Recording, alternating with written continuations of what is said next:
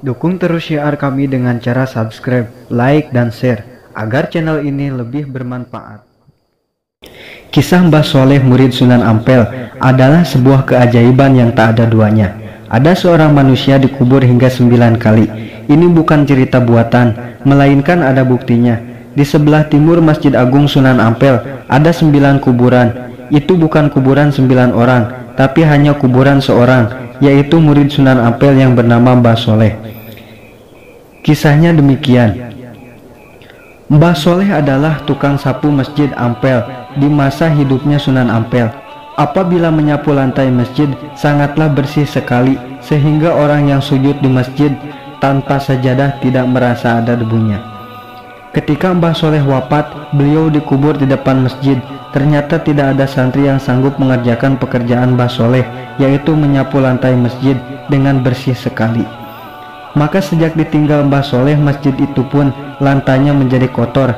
Kemudian terucaplah kata-kata Sunan Ampel, bila Mbah Soleh masih hidup, tentulah masjid ini menjadi sangat bersih. Mendadak Mbah Soleh ada di pengimaman masjid, sedang menyapu lantai. Seluruh lantai pun sekarang menjadi bersih lagi. Orang-orang pada heran melihat Mbah Soleh hidup lagi.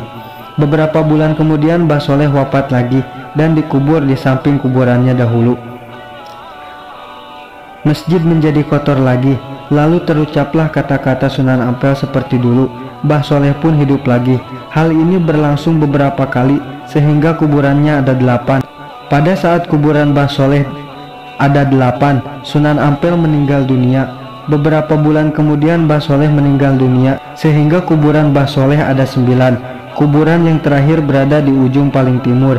Jika Anda sempat berziarah ke makam Sunan Ampel, jangan lupa untuk berdoa di depan makam Mbah Soleh.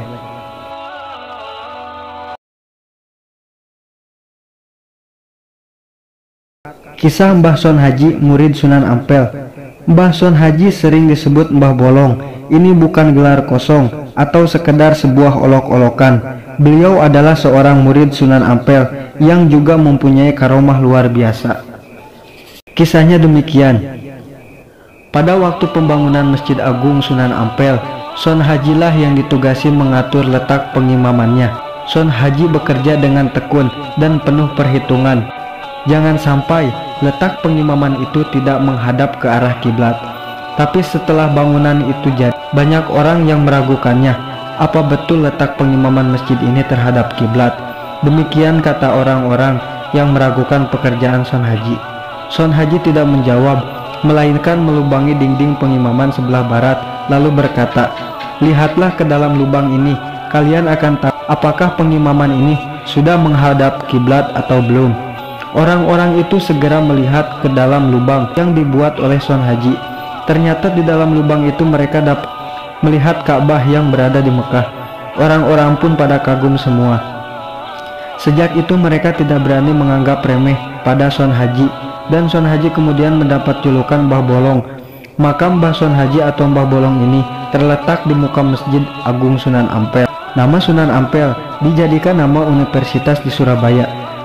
Sedang tak jauh dari Masjid Agung Sunan Ampel didirikan lembaga pengembangan bahasa dan ilmu Al-Quran. Demikian selintas mengenai Sunan Ampel. Wallahu a'lam bishawab. Dukung terus syiar kami dengan cara subscribe, like, dan share, agar channel ini lebih bermanfaat.